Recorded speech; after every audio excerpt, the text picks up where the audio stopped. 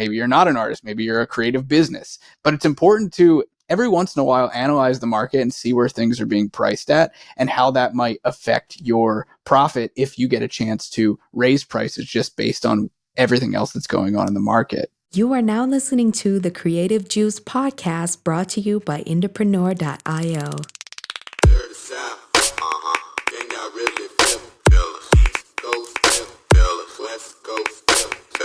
What's up, Indies? Welcome back to the Creative Juice podcast. This is episode 351, and I'm your host, Jack McCarthy. Circa is not with me today. We are rolling into Cyber Week if you're listening to this episode on the day that it drops, and I'm very, very excited for this episode because we're going to talk a bit about tactical strategies and tips on selling merch and selling more merch. And Cyber Week is a great time to talk about that. The holidays that are upcoming are a great time to talk about that, to hopefully give you guys some ammunition on things that you might not be thinking about when you're going through the throes of maybe worrying or panicking or stressing about how to sell more merch. But we're going to go through some tips that hopefully you can think through strategically if you just slow down, and it will help you sell more merch to your fans online. And so I wanted to bring a very special guest on for this episode. So with me today is Jonah McLean, aka Dukes, who is the head of all things operations here at IndiePRO. He's an IndieFounder Coach, and he is an IndieX strategist as well. So Jonah wears a lot of hats in addition to being an artist himself. He is a wonderful, brilliant marketer, and he is here to discuss with me today to bring you guys some quick tips on selling more merch. Jonah, welcome back to Creative Juice, man. I'm so psyched to have you today. Thank you, sir. Thank you for the wonderful introduction. It's great to be back on the pod with you. Yeah, man. Absolutely. I couldn't have reserved an introduction fitting for anybody else in quite the same way. I'm happy to have you here today. I'm particularly excited to talk about this topic with you because I know you have a lot of consultative time with artists in the wild, both when you're bringing people into the Indie Founder program and also when you're working as a coach and a strategist. And so I think some of these more tactical tips and points that we're going to be talking about today when it comes to selling merch will be things that you've either experienced when working with artists. And obviously we've certainly experienced together working with artists at the agency, but I think that these will be interesting to talk about and kind of brain trust together on a little bit. And maybe some questions will even come to mind as we're talking through them that you've heard from indies that you've worked with in particular that might be great for all of our listeners who might have questions but not know how to ask. Yeah, totally. Yeah, I'm excited to dig into it. I think there's a lot to talk about on this and a lot of stuff to look at when it comes to opportunities to sell merch. Hell yeah. Well, let's dive into it then. This is a first kind of tactical point that I think a lot of artists and bands don't do often enough. And my reason for bringing this one to the show today is it was actually a conversation I had twice this year with two different artists. And so it's been sticking in the back of my mind to bring it to the show and to kind of put it out there to you guys that are listening to think about this. And that's to look at the market for the purpose of not underpricing yourself. As you know, things, especially in the United States, have been more expensive as of late. Inflation has caused rising prices, among other things. And something I noticed out there in the wild, and this came up, like I said, in conversation with a few of our agency clients, was like, hey, what do you think about how we're pricing our CDs? Or in the case of another artist, what do you think about how we're pricing our shirts in our online store? And what we found was they had been pricing about the same way that they had been in like 2015 or 2016, and they really hadn't done any price adjustments at all. And so really, the fans that were coming to their store were already getting massive discounts compared to what else was going on in the market of other artists and creatives like them. And so I say that to say there are reasons to consider raising your prices just by looking at what other artists or companies or businesses, depending on, you know, your modality, who you are listening right now. Maybe you're not an artist, maybe you're a creative business, but it's important to every once in a while analyze the market and see where things are being priced at and how that might affect your profit if you get a chance to raise prices just based on everything else that's going on in the market. Yeah, totally. That's a really good point. I mean, I think, like you said, just observing trends, seeing what's going on. And a lot of times I think, you know, as artists, I don't want to charge too much. I don't want to overcharge. I don't want to, it's music that I'm selling or whatever the case may be. And in reality, like you said, we're like any other business or any other small business. I think one thing that people can think about, and this is a tool that we use a lot in IndieFounder and with IndieX, having some sort of profit margin calculator. We obviously have a Google sheet that we use for that, but anything really that you can put in where you can kind of compare, okay, what's the cost to me? What's the cost to the customer, and what does my margin look like at those different price breaks, whether it's like full retail price, maybe you're doing a sale, maybe it's some kind of clearance, but just having some kind of sense of what your margin actually is and does that make sense, for you and your business. That's a really helpful tool that I give a lot to founder students and that we work with agency clients on as well. Yeah, that's a really good point. Knowing how to calculate your profit margin, I think, is something worth underlining as we talk about like raising and lowering prices and considering discounts and things like that.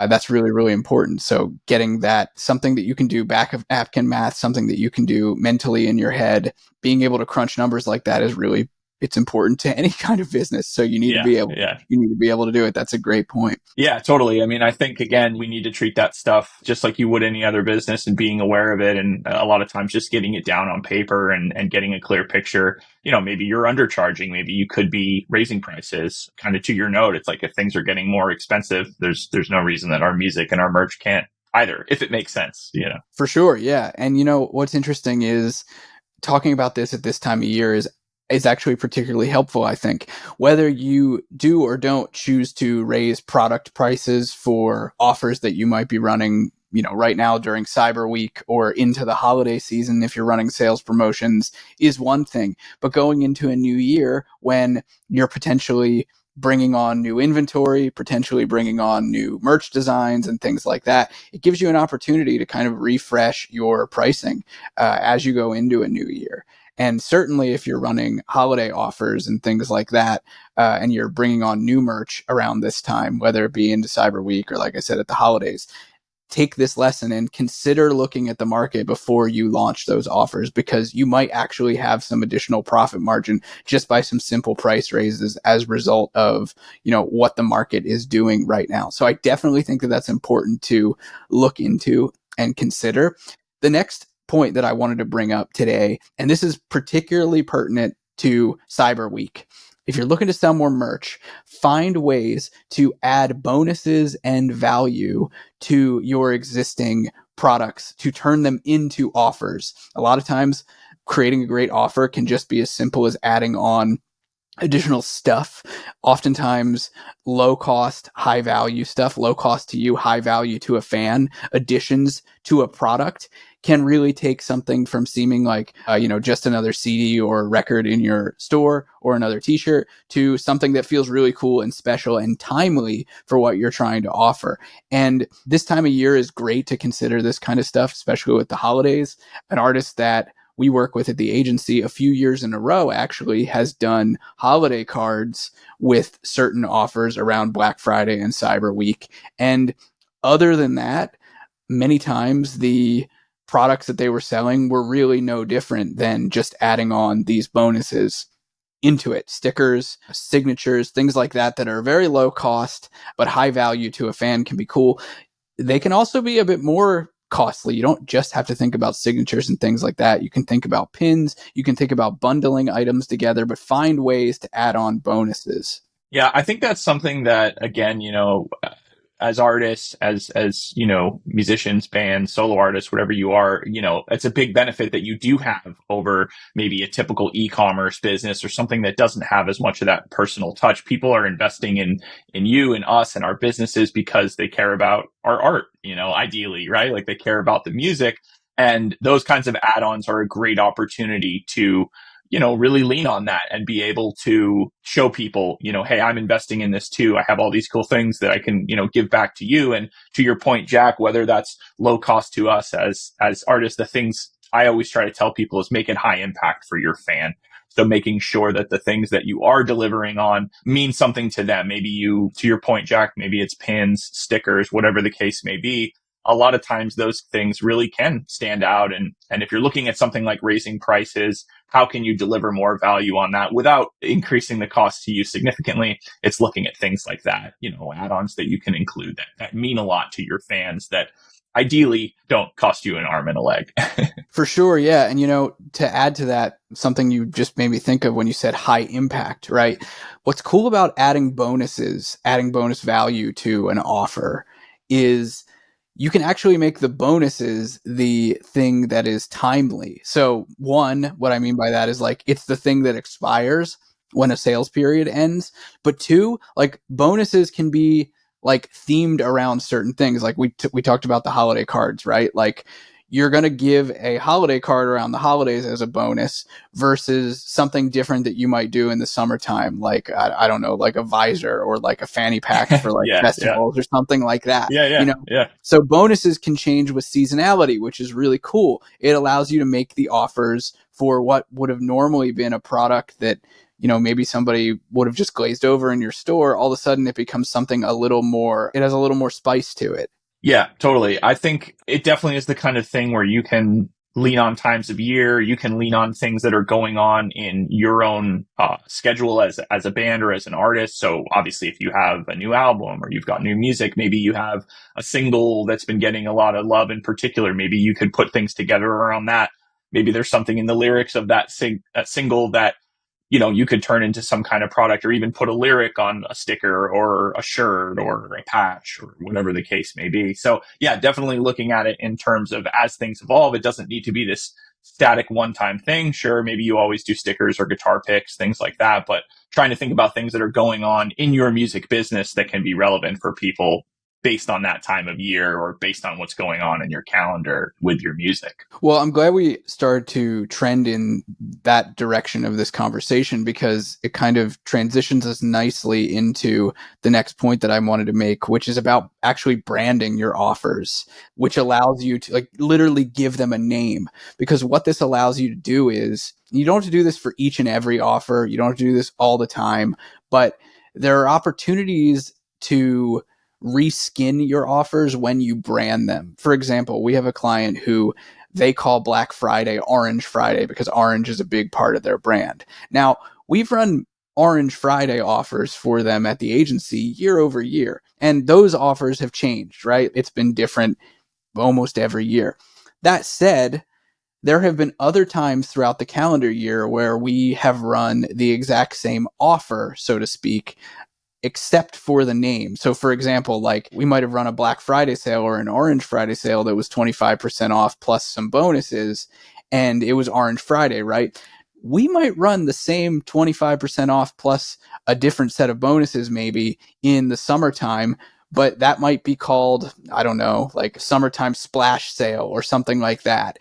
And this is something that like retail and e-commerce is really good at, but isn't often picked up on. And this is kind of the nuance of it that I wanted to talk about, is like what it allows you to do when you brand an offer is like, if an offer that you made just knocks it out of the park with your fans, right? Like, I don't know, say you were running a Black Friday sale that you called it like your end of November extravaganza or something like that, like your Thanksgiving dinner dessert special or something like that. Get as cheesy as you want. You think about branding it in a way that fits who you are as an artist or a band. And if that offer that's wrapped in the packaging just blows it out of the water with your fans, you might be thinking like, oh, that means I can never use it again. But that's not true. You can use it again. Put a different wrapper on it, a different frame on it, a different name on it, and all of a sudden you've got something that you can re-expose to fans that didn't take you up on it before, just at a different time in the year. Yeah, totally. Yeah. And I think to that point, it's like, again, we're ideally always evolving as artists. So like you're putting out new music, you're putting out new products. Maybe you have new merch, new designs. And so to your point, Jack, it's like maybe you're taking that, that kind of blueprint for the offer that you have in terms of what you did previously that worked well, but now obviously maybe you have that new merch or you have, different products that you can put into it, but it's still essentially the same wrapper. You're just presenting it in a different way, and I think that's a great thing that we can do as artists, where it's like, maybe you did a particular promotion around an album release. Well, next time you do an album release, that's another opportunity to leverage what you did on the last one. And obviously you're going to make a couple things different, tweak some things, but it's like that blueprint remains, that's still intact in terms of what you can go and use again with your fans.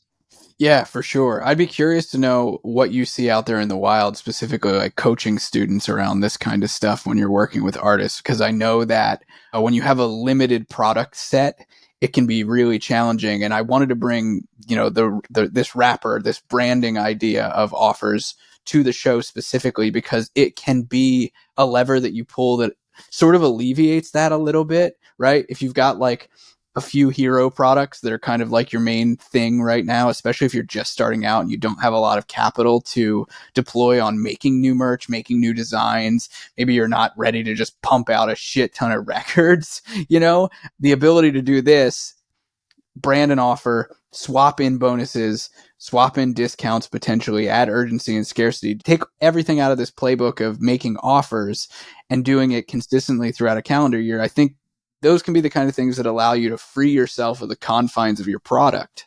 Yeah, it's very true. And I think in terms of, out in the wild, I think, yeah, it's a good point, right? Like maybe you're not printing new merch, 4 times a year or putting out 4 records a year. Not many, artists are. And I think to your point, Jack, I think looking at the bonuses, things that you include in those offers, again, maybe that blueprint is still the same, but those are the things, again, that are going to be low cost to you, that are branded, things that are on point for your brand that you can include as bonuses to kind of differentiate month to month or year to year when you're doing these different offers. It's like, yeah, maybe you're still kind of doing the same thing, but to your point, maybe you had, a candle you were selling and some pens because that's kind of on brand for you and your vibe. Well, maybe you're doing that as like a box set. And then maybe you're including some other items along with that, 1 or 2 additional bonuses that differentiate it, but it's still on brand for you. It's still on point for what you've done in the past. But there's just a little bit of, spice or a little bit of a change to make it new and exciting. So we're not just recycling the same thing over and over and over again. Right. Yeah, totally. I think another point that I wanted to bring up on this episode was something I think a lot of artists struggle with that I've had conversations with artists about, that I've consulted artists on, is they struggle with this line of like losing out on opportunity for them in terms of selling and making money in their business because they walk on the line of like being afraid of selling out of merch and letting fans down.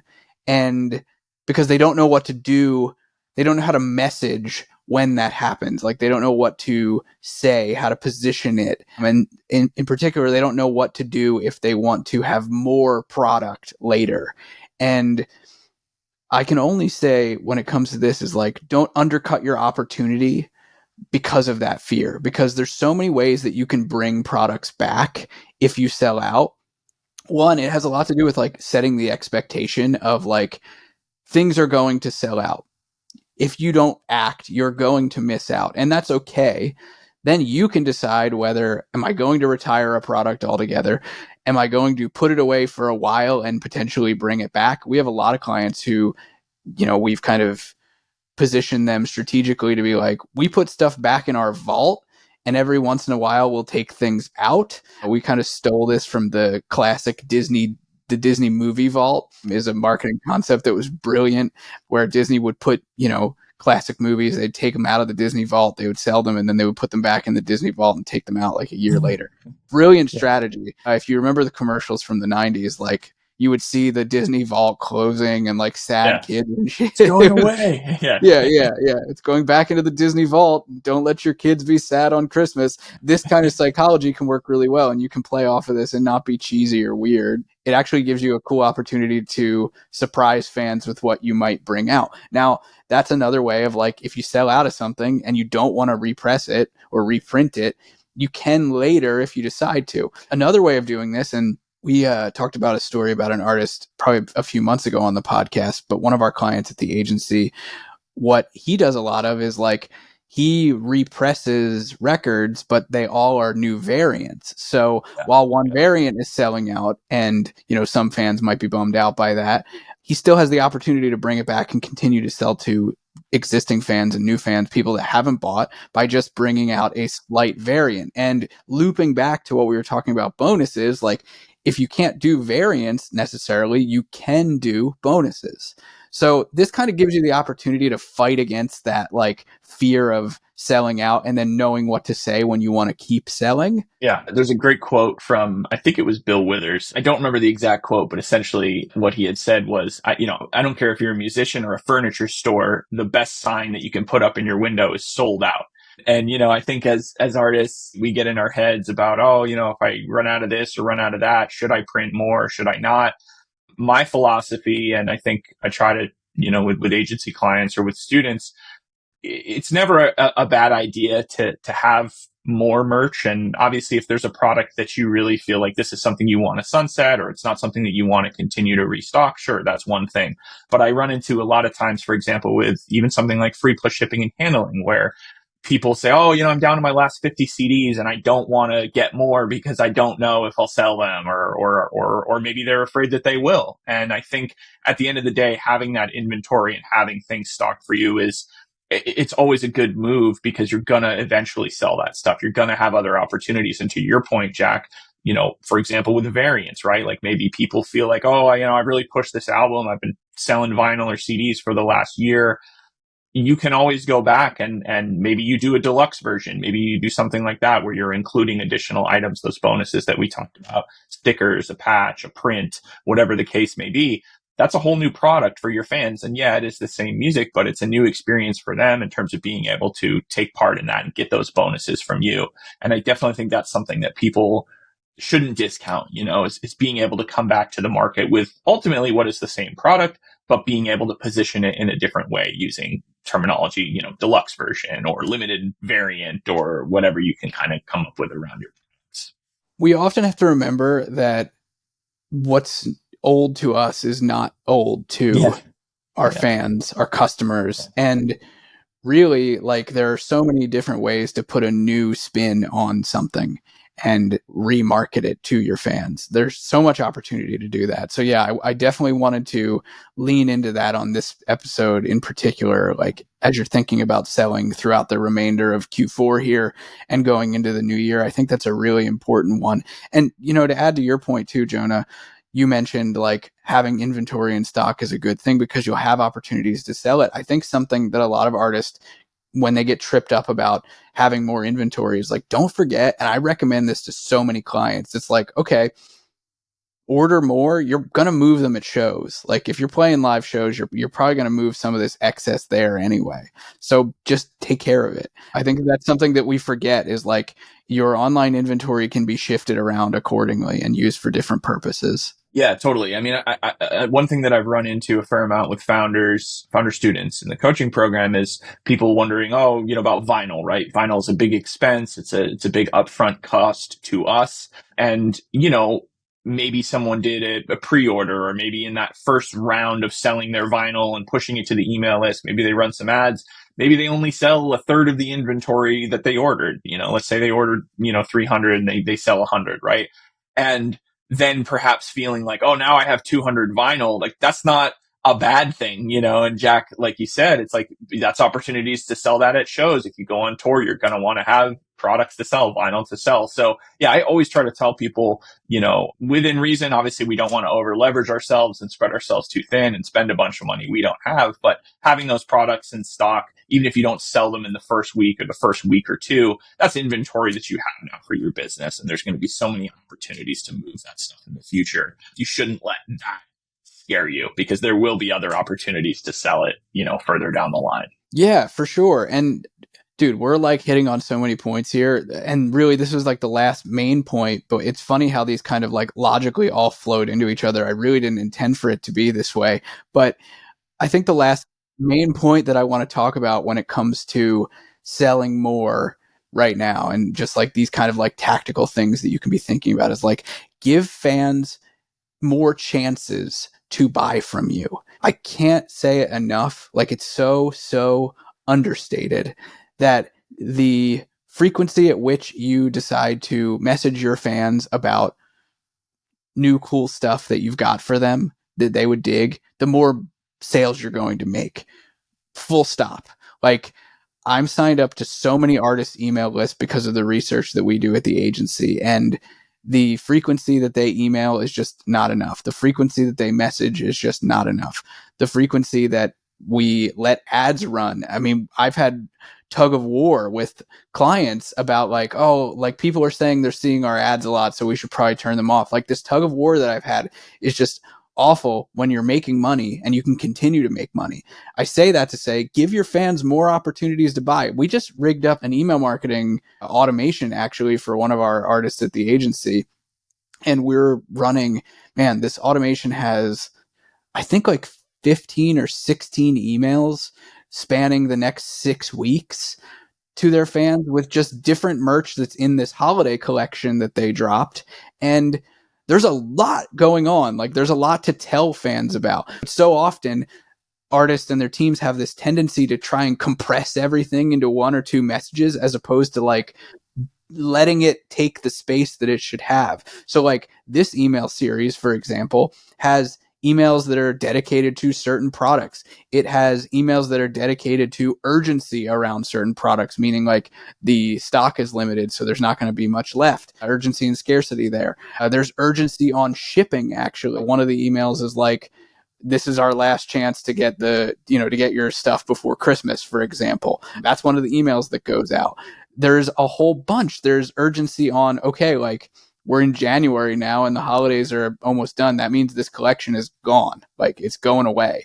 And like I said, it's like 15 or 16 emails in this series. And a lot of people would look at me and probably be like, dude, that's a lot of email. No, like, it's going to make them a lot of money. So give your fans opportunities to buy more. Now, am I saying that you need to send 15 or 16 emails in the next 6 weeks? No, not necessarily. But I'm saying look ahead at your calendar and be like, where can I slot in opportunities for my fans to get cool stuff from me? Yeah, I think it's a really good point. And even to take it a step further, it's like, obviously those regular offers are important. However, often throughout the year, you're making those. And I think another area that we obviously preach a lot here at IndiePRO and things that people can take away from this is there are other ways outside of just sending an offer email to put your products in front of fans and be able to sell merch. And what I mean by that is like even just covering your bases and making sure that if you're on Spotify, which most artists are, having your Spotify for artists linked to your store, maybe you have Shopify and you can use that integration, having things like an abandoned cart workflow, having a super signature where you have maybe a particular product that you're highlighting there. Like, all of those are opportunities and at bats to get your merch in front of people. And especially if you're doing a lot of advertising, if you're bringing new fans in, maybe, for example, you're running a fish or something like that, to the point we made earlier, like, though that old merch, quote unquote, is not old to new people that are finding you and finding your music. So the more opportunities you can have, even passively, to just get that merch in front of people, that stuff will add up. It's not like an abandoned cart workflow is going to generate, tens of thousands of dollars, a month, but that little trickle in is going to help your business. And again, it's just good infrastructure. It's good for you to have more at bats to put those products in front of your fans. Dude, that's such a good point. Yeah, that's a great point. And that's taking a totally different angle on it. Like, I was thinking purely about the active side of things, but you're totally right. Yeah. There's so much infrastructure opportunity to give your fans chances to buy from you. You mentioned abandoned cart. You mentioned super signatures. I have so many artists over the years that have been like, should I really have does that really work? It's like, if it didn't work, why would I be talking about it? Yeah, like, yeah. Of course Right. It works.